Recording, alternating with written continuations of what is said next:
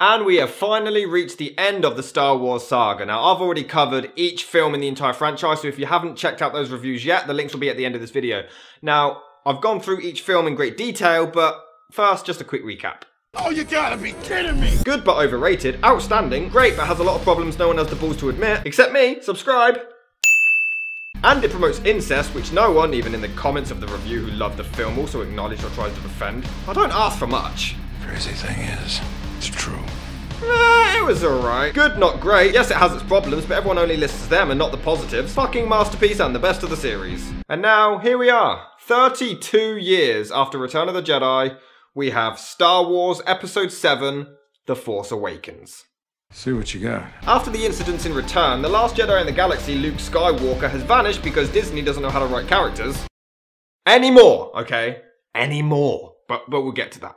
Oh, great. The Galactic Empire are no more since the death of the Emperor and Darth Vader, but now we have to deal with the First Order, which is basically the Galactic Empire in the original. An old guy who is literally never mentioned, seen, or even acknowledged ever again meets with a dude called Poe, which just reminds me of Legend of Zelda, and he hides vital information in a droid, like in the original. The info reveals Luke's whereabouts, but Poe is soon kidnapped and our hero is captured by a dark and mysterious masked villain with an evil booming voice like in the original. A stormtrooper decides killing isn't for him and turns good, rescues Poe, and they escape before crushing on a planet for a young future Jedi to discover said droid like in the original. She and Finn board the original ship before Han Solo and Chewbacca return for him to become their elderly mentor like in the original. We get a completely pointless scene with Han owing money and we have a fight sequence. Seriously, it's entirely pointless. Stop it! Carrie Fisher shows up, big fight, the masked guy is controlled by a dark ominous looking fucker like in the original, the mentor dies like in the original. Shocker. Han's son loses but survives. Who cares? You got a lot to learn. They save the world against a giant round Death Star weapon like in the original. They even acknowledge it! It's another Death Star. Luke gets his lightsaber returned and the Jedi is left superior at the end.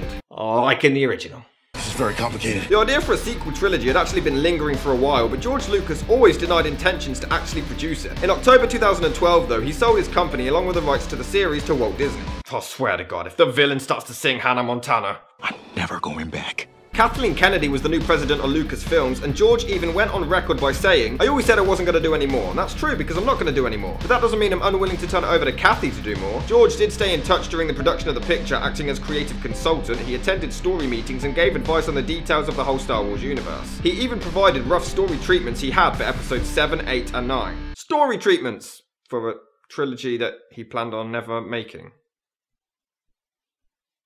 I won't have you question my methods. However, Disney completely discarded all of his story ideas and he no longer had anything to do with the movie or any of the sequels to follow. According to his son, George Lucas was very torn about having sold the rights to the franchise, but he did handpick J.J. Abrams to direct. He said George was there to guide them and he wants to let it go and become its new generation. Other directors were considered, including, interestingly, David Fincher, Brad Bird, Ben Affleck, and Guillermo del Toro, before Abrams was confirmed in January of 2013. Michael Arndt was originally working on the screenplay and did so for 8 months before requesting an extraordinary 18 further, which the studio rightfully refused and allowed Abrams himself and original screenwriter Lawrence Kasdan to return to scripting duties.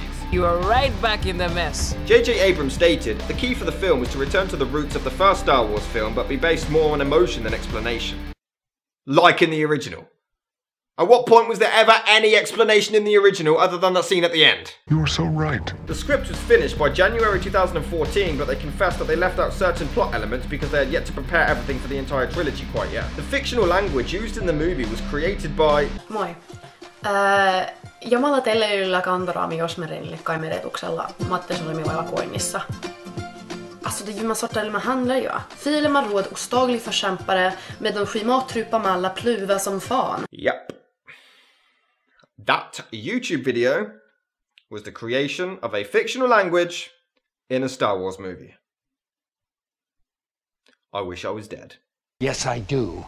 Every time. In November 2015, George Lucas opened up and was brutally honest, admitting Disney did not want him involved. If I get in there, I'm just going to cause trouble because they're not going to do what I want them to do and I don't have the control to do that anymore, and all it would do is just muck everything up. They want to do a retro movie and I don't like that. Every movie I worked very hard to make them different. I made them completely different planets, different spaceships to make it new. Abrams did however confess that since it's the first of a new trilogy, the film needed to take a couple of steps backwards in a very familiar terrain and use plot elements from previous Star Wars films. You think?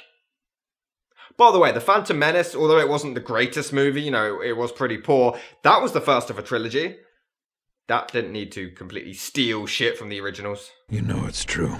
Filming began in May 2014 and lasted around 3 months. Not long after principal photography began, the 874-year-old Harrison Ford suffered a bad injury when a door on the Millennium Falcon fell on him and fractured his leg, postponing filming, but he recovered a lot sooner than expected. J.J. Abrams even fractured some vertebrae in his back as he lifted the door off of him, but he didn't even tell anyone about this injury for over a month. However, this became an issue in February 2016 when Disney received 4 criminal charges against them by the health and safety executive, eventually fining them $1.95 million, and filming finally finished on November the 3rd, 2014. This is not how I thought this day was gonna go. Simon Jurek, who was one of the artists working on the storyboard, said, "The security on the film was a challenge. The script was locked in a safe. Most of the time on a film you could sit at your desk with a copy of the script next to you. On this you couldn't. That's fine, but it was tricky in places. We had people flying drones over Pinewood Studios trying to take photographs. It was nuts. If a prop was moved, we had to have them covered in a big black sheet."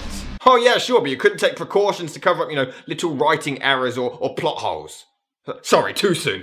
We'll get to that. I got a bad feeling about this. When it came to post-production, Abrams insisted on using very little CGI and focusing more on practical effects, as he wanted to capture the realism and authenticity of the original film. John Williams was once again brought in to compose the score for the 7th film in a row, and Star Wars Episode 7 The Force Awakens premiered in Los Angeles on December the 14th, 2015. The original title was Shadow of the Empire, and it remained so for quite a while, but I guess they realised they were already blowing the load of the original films enough, it would have been a bit too much. How do we blow it up? The movie was so anticipated, tickets went on sale as early as October the 19th, 2015, and people rushed to order them so much, one site even crashed. The 3rd largest cinema chain in the United Kingdom sold 450,000 tickets in just 24 hours, and 10,000 of those were sold in a mere hour and a half, a record for the cinema. The picture pre-sold a record of $6.5 million worth of IMAX tickets on a single day, and it sold a total of $100 million just in advance ticket sales. The trailer broke a YouTube record for 58.2 million views in just 1 week alone, which the second trailer, the one finally confirming the return of Han Solo and Chewbacca, completely smashed by reaching 88 million views in just 1 day alone. But even that one was destroyed by the 3rd trailer, which obliterated 128 million views in 24 hours, which stands as the record for the most views on a single trailer in 1 day. Did you see that? Even more impressive, The Force Awakens grossed a worldwide total of $2.68 billion, was the highest grossing film in the entire franchise, the highest grossing of 2015, the highest grossing released by Walt Disney Studios, and currently the 3rd highest grossing of all time. The 24th movie to ever gross over $1 billion worldwide, though it's the fastest film to ever achieve that feat with just 12 days, and was the 3rd film in history to gross over $2 billion worldwide. It also broke the record for the biggest single and opening day record, grossing $119 million, and the first ever movie to earn more than $100 million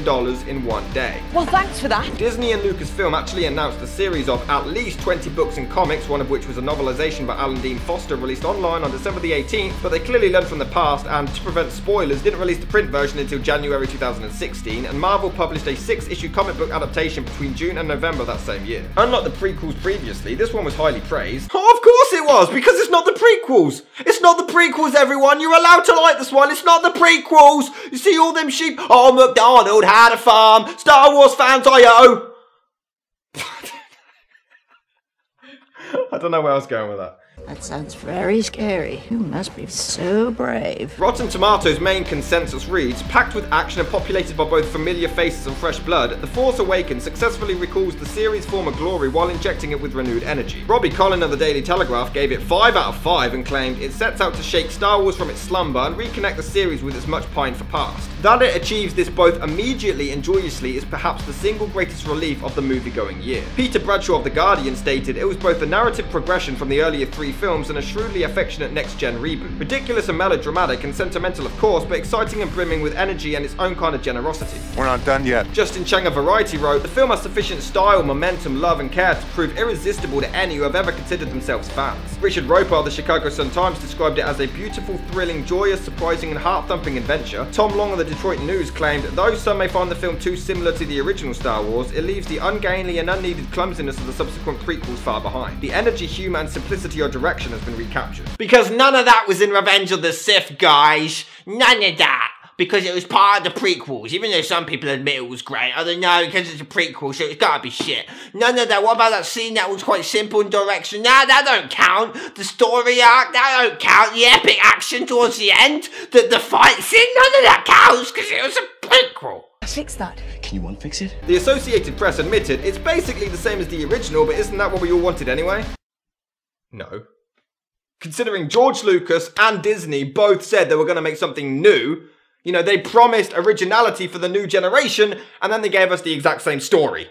Disclaimer, I don't actually hate this movie, just be patient. He's no respect for anyone. Anne Hornaday of the Washington Post stated, the film had enough novelty to create yet another cohort of die-hard fans. The Force Awakens strikes all the right chords, emotional and narrative to feel both familiar and exhilaratingly new. Christopher Orr of The Atlantic said the film is a mashup masterpiece that may be completely derivative but is a delight nonetheless. Lawrence Topman claimed Abrams has pulled off a delicate balancing act, playing clever homage to the past. Michael LaSalle of the San Francisco Chronicle adored the film and called it the best Star Wars sequel yet and one of the best films of 2015.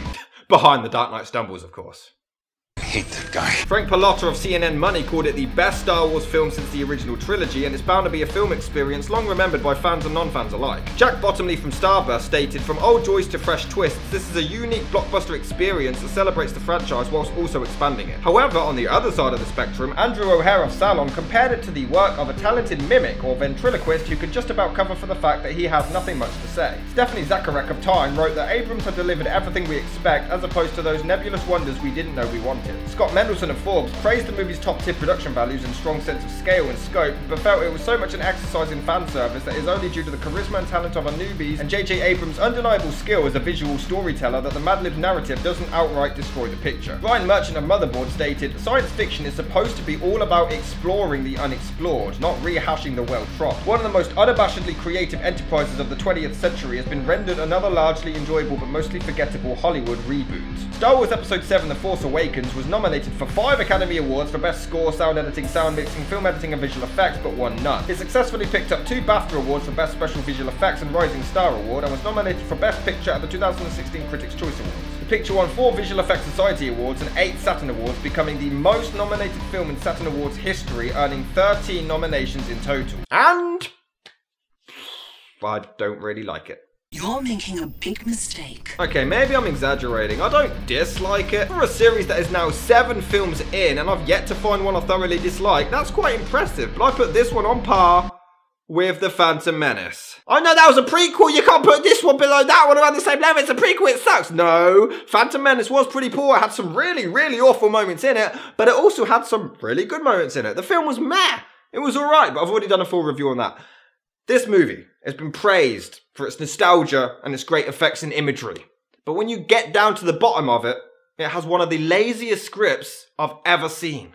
Thanks. Okay, let's get this out the way first. Yes, it is a complete rehash of the original trilogy, mainly A New Hope. Is that the main problem I have with it? No, I have a lot of other issues as well, but why promote this as being a fresh new look and something different when it's not? How even George Lucas, who said he wanted to make each film different, came out and said he likes this one? How? Well, of course he liked it. It was a complete reenactment scene by scene of his movie. And no one sucks George Lucas's dick more than George Lucas. Who is the greatest director who's ever lived in the history of the galaxy? You are, George Lucas, you are! No one can understand your intellect. Jar Jar Binks was far too intellectual for their ears. What was that? I've also heard it's a clever homage, but there's a vast difference between homage and a rip-off. Lost Boys The Thirst came out 23 years after the original, had an entirely different plot, but also paid great tributes to the previous film. Halloween H2O, 20 years later, came out 20 years after the original, similar plot, but made it its own, whilst adding in subtle homages. This just reenacts almost every single scene and plot point from the original without adding anything new except better effects. This is the Home Alone 2 of the Star Wars franchise. I can fix this! Okay, the story of a stormtrooper who turns good is new and creative, and I really dig that. It's a great concept, but if you take that part out, this film literally adds nothing to the Star Wars story whatsoever. It establishes nothing new at all. BB-8? It's just R2-D2, but with a cuter design. It's like if R2-D2 had sex with Wally. I will admit though, BB-8, who's increasingly growing insanely popular recently, is fucking adorable. Poe didn't make it. Oh, you're so cute! You're so cute! Wait, droids have feelings now? Oh, I guess it makes sense. I guess C-3PO kind of had thoughts and Oh, who cares? He's so cute! How dare you call me that? He has great comedic moments and does fine as an R2-D2 replacement, so I'll give him that. Actually, the droids are not for sale. She refuses to sell a droid she's only just met. But at this point, she has no reason to believe anyone's after it, or it holds vital information. So this doesn't make any sense, especially for a character as a loner who gets rid of scrap. It's actually treated as this big emotional moment between friends as well, but they have less screen time together than my penis and Emma Stone's vagina in The Amazing Spider-Man 2. Apparently he has a map that leads to Luke Skywalker, and everyone's after it. Luke Skywalker. Isn't he the one who fucks his sister? I never asked that question until after I've done it. The movie adds nothing new, but yes, the sets, cinematography and actors really help carry it. Despite its lack of originality, John Boyega as Finn steals the show and it's actually a thrill to watch. His dramatic moments are delivered impeccably well, he's a genuinely likeable character, which he always is, even when he's defending his block against aliens, and also he really hits hard on the comedy moments. He almost killed me 6 times! Which is fine. Daisy Ridley as Rey does a fine job, though Elizabeth Olsen, Jennifer Lawrence and Shailene Woodley were all considered. Lawrence would have been better, just saying. But the character is just so boring. We could get behind Luke or Anakin because they had struggles behind them. In a weird comparison, Batman and Spider-Man are more interesting than Superman because he's a fucking god, whereas they have constant battles to maintain their identities or to defeat the bad guys. Superman is just unstoppable unless you dangle a rock in front of his face. I leave that to you. Rey is perfect at literally everything. She's the perfect pilot, she's perfect in hand-to-hand combat, she can speak any fucking language, she uses the Force instantly, and she even defeats the bad guy of the movie single-handedly with the Force with no prior training whatsoever without a single scratch on her. Now, I know Luke destroyed the Death Star his first try, but there was a huge battle beforehand, there was a struggle. Rey literally has a scene where she realizes she has the Force and she's like, cool, I'll use it. That's not how the Force works. That's not how the acting works. He has a point though, it's not how it works. Force or the acting.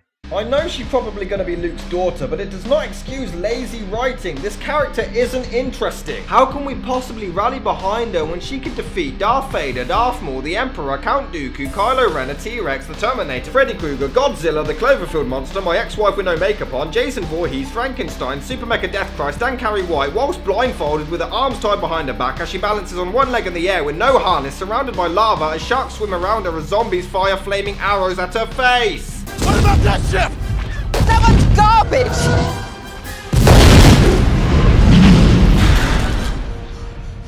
The garbage will do! Funny line, but she clearly fumbled it. The garbage will do! The garbage will do! A second take isn't difficult. That's mine!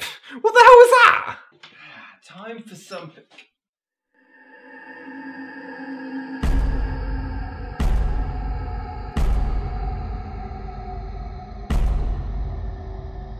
That's mine!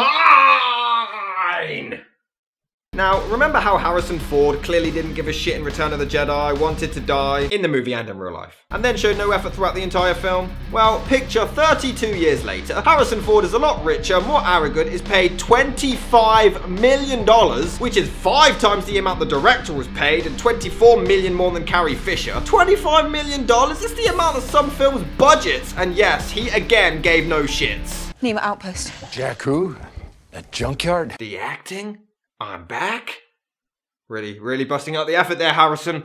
Good job. Harrison Ford, ladies and gentlemen, one of the most loved actors of all time. Jakku? That junkyard? Fucking flawless. People are counting on us. The galaxy is counting on us. That was so real. No one will guess that was fake. No, that was just flawless. Anyone in acting school, just watch that clip. That's what Snoke wants you to believe. Fucking Oscar. Someone get this man an Oscar. Please. I guess he had to even it out. 2 films great, 2 films shit. Indiana blows! You're Han Solo! I used to be. Before I made a shit ton of money, sold out and became an arrogant asshole. Fuck off! $25 million and you really think after years of being sick of this character that he tried? There is not one scene in this entire film where he shows any sign of even remotely any kind of attempt of an effort. Oh, except maybe here. We won't leave here without her. See that? Raising my cheek. That means I'm showing effort. Yeah, see? I know it looks really forced, but Oh, look, watch the difference. What's the difference? See? Normal face. But now I'm acting, so it goes. Yeah, you see, $25 million to do that. It's also quite depressing watching 1,284-year-old Harrison Ford trying to recreate his Indiana Jones days. And it's not just his performance that blows. I'm thinking Disney clearly missed the last 2 films. Are you offering me a job? Wouldn't be nice to you. He's a prick again. You know Disney? Han Solo was a prick in episode 4. Right? And then through this magical creation called character development, in episodes 5 and 6, he learned to allow himself to have friends. He was a loner and he had to trust people and love them. And he accomplished that. So throughout those 3 movies, he became a completely different person. So by episode 6, he was a caring person. So what the fuck did you just do? A good question for another time. He's a complete douche to her for most of the movie, and his character has literally reverted back to his dickhead ways in A New Hope, making the last 2 films completely pointless. Oh, and why the fuck did he and Leia split up? There is no reason. How most people's favourite thing about the original trilogy was Han and Leia. No one saw Return of the Jedi wanting them to split up. Oh, when Jurassic Park 3 breaks up everyone's favourite couple, it's an outrage, but here it's fine. There is legitimately no reason, because when their son turns evil, wouldn't it have been far more emotional for them as a couple still to go through this pain together? It makes no sense!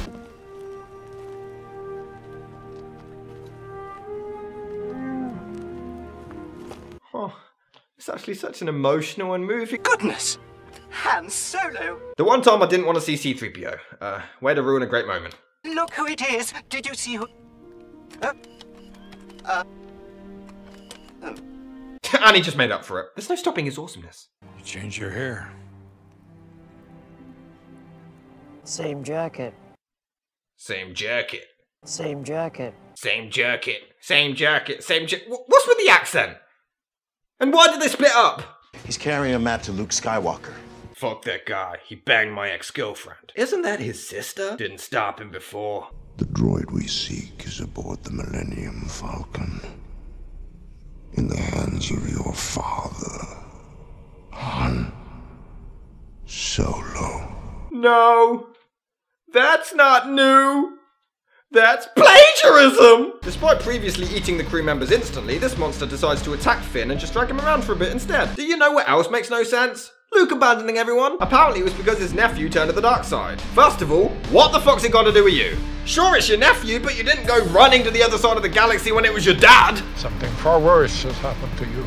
Second, why would he run away? This goes completely against his entire character. Oh, I'm the last Jedi alive. What's that? A badass evil guy has turned? Oh well, I can't handle this. I'm gonna leave all of my friends, family, and the entire galaxy in complete danger while I go on vacation in Cuba. What the hell is wrong with you? If I told you, you wouldn't like it. People went nuts when Batman retired in The Dark Knight Rises, but here it's acceptable. I'm sorry to keep comparing, but the bias in these films is unbearable. As for Kylo Ren, I actually loved him at first. The costume is incredible and the voice is even more badass than Darth Vader's. Yeah, I said it. The girl knows her stuff. He tortures this dude and it's so dark and his presence is awesome. Honestly, he has such an eerie image and I really love it, but then whenever he doesn't get his way, he literally throws a temper tantrum like a fucking 6-year-old boy. This is the guy we're supposed to believe could destroy the whole galaxy? Are you shitting me? When we see his face, he looks like a pretty boy vampire from Twilight. He doesn't look scary, he looks about 12. He's still got the awesome voice, so my question is, why couldn't you have got an actor to be in the suit and dub his voice like you did with David Prowse in the original? You steal everything else from that movie. And the scene with Han Solo at the end, the emotional conflict is non-existent. The fact he looks so young and non-threatening could have actually worked. It could have. We hear this threatening voice booming over and we're genuinely afraid of him until we see that he's just a scared and insecure kid. The problem? He showed his face earlier! Like, good God, why did he unmask so early and for no reason? It ruined the whole climax, and look, even when Harrison Ford gets stabbed, he's emotionless. Oh well, better go get my paycheck. Do it. This doesn't feel like Anakin, who was slowly driven to the dark side. It looks like Han Solo took away his favorite Xbox game and he turned to the dark side to spite him in protest. Your son is gone. He was weak and foolish, like his father. So I destroyed him. That's the villain. So I destroyed him. So I destroyed him. We went shopping, went bowling, so I destroyed him. He said it so casually, but not even in a comedic way, it's dead serious. I destroyed him. That's the villain? We're meant to be afraid of this guy? Stop, why? I'll destroy you. I'll destroy you. Then I'm gonna go watch Teletubbies with my mates and play Tiddlywinks. I'll destroy you. How do people take this seriously? You're afraid that you will never be as strong as Darth Vader. Oh shit, man! Oh fuck! Burn! Burn! Oh! Wait, she thinks Luke Skywalker's just a myth. Luke Skywalker? I thought he was a myth. But yet she knows who Darth Vader is. His father who fought him to the death. This script has no consistency. Oh wait, who cares? Oh shit! Burn! Why are you helping me? The saber fight between Kylo and Rey, I just can't get invested in because it doesn't have the emotion behind it like an Empire, Jedi, or Sith. You're a monster. Okay. If you like the dialogue in this film, and then proceed to bitch about the dialogue in the prequels, please send me some fan mail at P.O. Box, you're a fucking hypocrite, suck my balls and piss off. Who the hell says that in a serious way? You are reciting comedic lines from a scene in Shrek, which was making fun of cliches in 2001! And this is 2015! You rip on, you're breaking my heart, but you like, you're a monster, get a clue! You need a teacher! And you need an acting class! Lieutenant, get back to your station! Just look! We won't survive! Even Hux is gone! Back to your acting class immediately! I do not need acting class. You go do this. Go do this. Acting class.